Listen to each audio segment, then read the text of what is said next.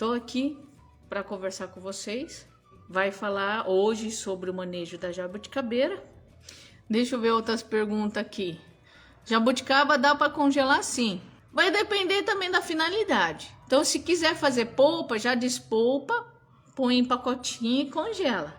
Agora, se de repente for fazer uma geleia, ai meu Deus, Érica do céu, tá saindo um monte de jabuticaba, só que se eu não guardar para processar aos poucos, eu vou ter que fazer 24 horas doce aqui por dia. Não vou dar conta de consumir toda a matéria-prima. Então, se vocês têm espaço, congela. Bota ali nos sacos. É que, na verdade, o ideal não é o que é o real. O ideal, nós temos ultra freezer. O que é um ultra freezer? São freezers que têm temperatura muito menor do que essa comercial que a grande maioria das pessoas tem em casa. O ultra freezer chega a menos 80, menos 100 graus Celsius. Então, se você coloca ali um pacote, só que não pode estar muito gordo, que nem, por exemplo, vamos supor aqui, ó. Eu tenho um pacote que nem esse algodão aqui. Esse algodão aqui eu tenho um pacote, só vou fechar aqui a marca, porque não vou fazer propaganda de ninguém, né? Então, eu tenho esse pacote que é gordinho. Você concorda comigo que ele, para congelar até lá no miolinho desse pacote, ele é gordinho, vai demorar mais. Mas, se eu pegar e achatar ele, aproveitar que ele é um algodão. Então, assim, ó, se eu achato ele desse jeito, ó, você não concorda comigo que ele vai congelar mais rápido? E uniforme. Então, isso também é um pulo do gato. Outra coisa, esse pacote aqui, imagina um em cima do outro. Aí vai um pacote, outro pacote, um espelho no outro. Vai virar uma massa só, um corpo único só. Então tem que ter um espaçamento entre um e outro, né? Então, gente, como que eu vou fazer isso? Aí, para quem só trabalha com isso, que tem um freezer só para isso, o que eu recomendo? Faz prateleirinhas, tipo aquelas gaveteiras de padaria. Quem viu logo cedo de manhãzinha, quando vai pegar aquele pãozinho quentinho, crocante logo cedo, aí o padeiro vem com aquele carrinho e um monte de bandeja de pão. É mais ou menos aquilo que vai fazer no freezer. Porque eu tenho espaços, vamos supor que isso aqui são os andares, tá? Os andares dessa prateleira. Então aqui no meio ele vai percorrer todo o ar gelado, entendeu? Até congelar tudo. Então, com esse espaço para o ar gelado passar entre uma bandeja e outra, entre uma prateleira e outra, eu tenho um congelamento mais rápido. Ah, Érica, mas por que você tá falando disso? Porque eu já vi gente congelando saco de jabuticaba mesmo, tá? Saco de 5 quilos, 2 quilos, fechadinho assim, pôs lá e colocou no freezer. Ficou ali semanas, congelou, atingiu o objetivo. Só que o meio que demorou mais para congelar começou a apodrecer. Teve uns pedaços, a parte do miolinho ali, apodreceu, fermentou um pouquinho, sabe? Aquele cheirinho de fermentadinho. Porque ele demorou mais. Ele ficou mais quente, porque tinha uma camada de jabuticaba em volta dela, protegendo daquele ar gelado. E aí ali dentro, as poucas bactérias e fungo que sobreviveu, começou a fermentar, consumir aquele material. E o miolo ficou fermentado. Aí ela teve que abrir saco por saco, separar cada miolinho e olha o trampo que foi. Então, para não dar esse trabalho para vocês que vão processar jabuticaba na safra e guardar essa matéria-prima para o ano todo usar, então pense nesse ponto. Tem condição disso? Ou se não, você pode ter um freezer só para as prateleiras. Conforme for congelando, vai colocando um empilhado do outro, porque daí já vai estar congelado. Então empilhe um no outro, um em cima do outro, e ali só deixa estocando. Não é mais fácil? Dá trabalho? Vou ficar mentindo para você que não dá trabalho? Claro que dá. mas funciona. Pelo menos você vai ter uma matéria-prima de qualidade, sem correr o risco dela também azedinha, porque passou do tempo, porque fermentou ali no meio, não é verdade? Então aí pelo menos é um trabalho que vale a pena. E você vai ter jabuticaba pro ano inteiro, para você processar, fazer geleia, licor, fazer doce, fazer polpa, isso, aquilo, outro. Tá bom? Apesar que polpa é melhor despolpar e já deixar nos pacotinhos, tá certo? Deixa eu ver se tem mais uma pergunta. Como se trata de uma fruta tropical, tudo que é frutífera tropical adora sol.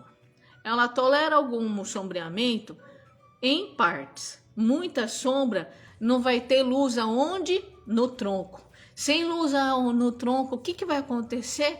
Sem incentivar a floração, ou seja, não produz botão. Então isso é o que vai acontecer. Quer ver?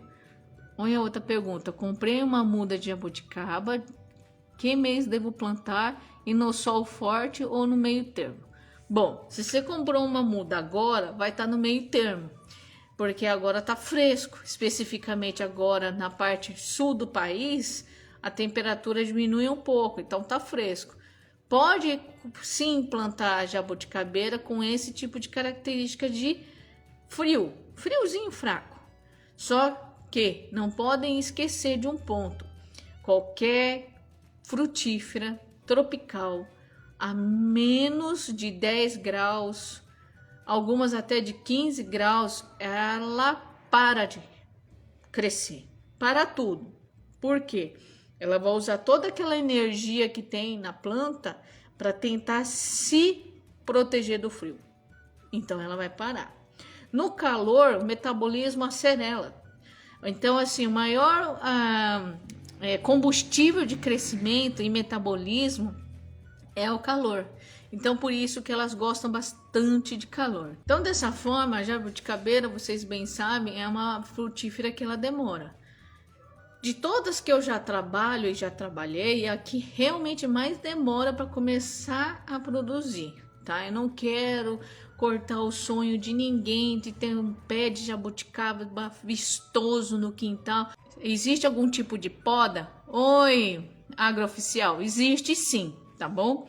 No caso, nós temos alguns bem particular. Por exemplo, tem a poda de condução, que é aquela que nós fazemos já na medida que a muda vai se desenvolvendo na planta, no campo, quer dizer. Então, a partir do momento que a muda vai se desenvolvendo, vai formando os troncos, você pode já trabalhar na arquitetura da planta para que lá na frente você não tenha necessidade de tirar o seu coraçãozinho antes de sair de casa e ficar com dó de cortar um tronco vistoso, mas que você sabe que tá dando sombra. Entendeu? Então, assim, quanto mais cedo a gente trabalhar no arranjo, né? Então, vamos imaginar assim, se aqui eu tô com o meu tronco principal, né? Vamos supor, então os meus dedinhos são as pernadas, eu já vou organizando essas pernadas para não formar uma sobreposição e ainda fazer com que elas cresçam com distância o suficiente para haver troca de ar. Então, se eu fizer isso com uma planta mais jovem, é muito melhor e até mais fácil do nosso coração não doer tanto, porque até então ele não atingiu a maturidade reprodutiva, não é? Quem tem gente que atrasa a capota, eu falo, gente, não tem jeito, tá florescendo, mas precisa fazer ao menos uma vez por ano, então vamos fazer. Aí tem um ponto que eu já tinha falado: se a planta já está grande, cresceu do jeito que ela queria, tem tronco para tudo quanto é lugar, aí você, antes de sair de casa, de novo, tira o coraçãozinho, guarda para você pegar depois, pega a serrotinho e manda ver, tá? Porque é aquilo, como eu tenho dois, vamos supor que eu tenho esse tronco aqui, tá me atrapalhando, eu preciso cortar. E lá de cima tem várias ramificações, só que eu sei que se eu tirar esse tronco, ele vai conseguir abrir muito bem a entrada de luz e a troca de ar. Aonde eu podo, não é lá em cima. Vai cortando de cima aos pouquinho, tuf, corta aqui embaixo. Aí toda aquela parte tem que ser retirada, tá bom? Muitas pessoas não têm o hábito de podar jabuticaba porque elas acham que, como eu já tinha falado, quanto mais tronco, melhor. Não necessariamente. Sem luz, sem flor. Então, quando você vê um pé de jabuticaba que os troncos são meio ralo, poucos, eles são mais produtivos. Principalmente aqueles que crescem assim, ó, sabe? Fica com aquela taça aberta, bonita. Eu chamo de taça quando fica com esse formato. Então, os troncos ficam com aquela taça aberta, elas dão mais produção, tá bom? E não pode esquecer, tá, agrooficial? Nós temos que pulverizar a cauda bordaleza para que não entre doença e nem que uma água ou qualquer outra umidade também faça com que apodreça aquela área da ferida, tá bom? Então pode ser a cauda bordaleza ou a pasta, se for poucos cortes. Então nessa parte da jabuticaba, a gente tem que também tirar algumas imagens que muitas pessoas têm, né? As pessoas acham que a jabuticaba, como que está presente em grande maioria dos quintais, sítio pequeno, chácara, etc., não é uma frutífera que tem viabilidade econômica. Pelo contrário, gente.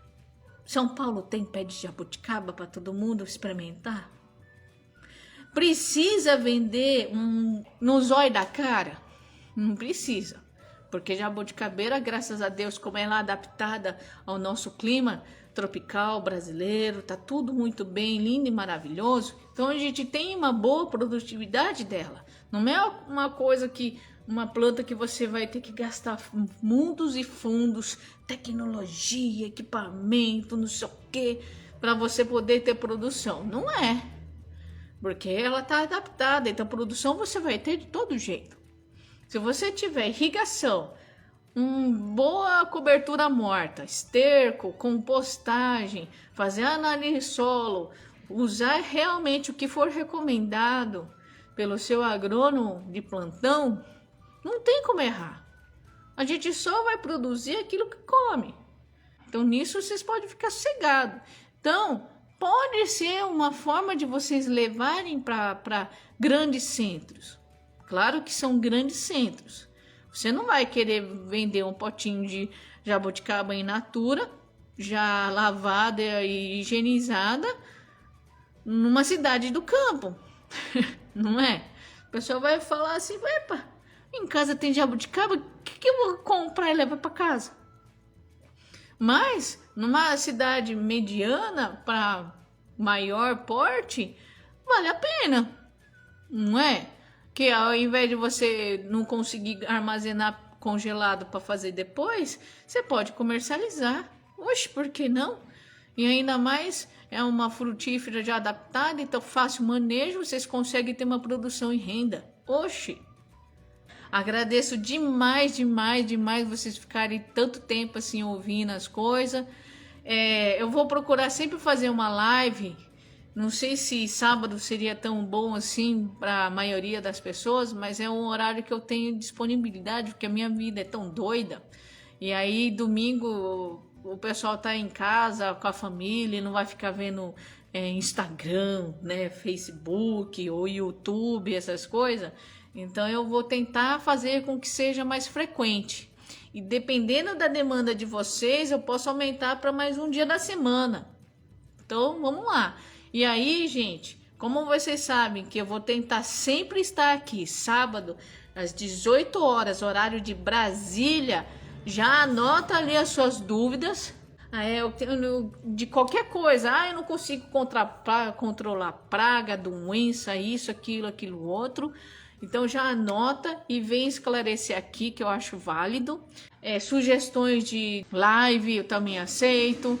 E aí vamos nos falando. Vem e participe das lives para tirar dúvida. Qualquer coisa que vocês quiserem e eu tendo disponibilidade, tendo essa possibilidade, eu venho e falo para vocês. E vamos aqui sempre tentar nos encontrar nesse horário, tá bom? Muito obrigada, boa noite, até mais e até a próxima.